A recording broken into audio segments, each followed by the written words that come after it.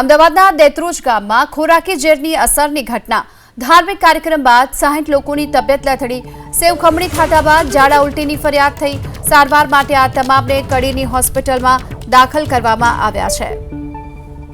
અમદાવાદના દેત્રોજમાં ખોરાકી ઝેરની અસર થતા તમામ લોકોને દાખલ કરવામાં આવ્યા છે હોસ્પિટલ। ધાર્મિક કાર્યક્રમમાં 60 લોકોની તબિયત બગડી હતી। સેવ ખમણી ખાધા બાદ તેમને ફૂડ પોઈઝનિંગની અસર થઈ। 60થી વધુ લોકોને સારવાર આપવામાં આવી રહી છે। કડીની ભાગ્યોદય હોસ્પિટલ અને ખાનગી હોસ્પિટલમાં તેઓ સારવાર લઈ રહ્યા છે। દેત્રોજ આરોગ્ય વિભાગ હાલ તો દોડતું થયું છે। ધાર્મિક કાર્યક્રમ બાદ 60 લોકોની તબિયત લથડી। સેવ ખમણી ખાધા બાદ ઝાડા ઉલટીની ફરિયાદ થઈ। સારવાર માટે આ તમામને કડીની હોસ્પિટલમાં દાખલ કરવામાં આવ્યા છે।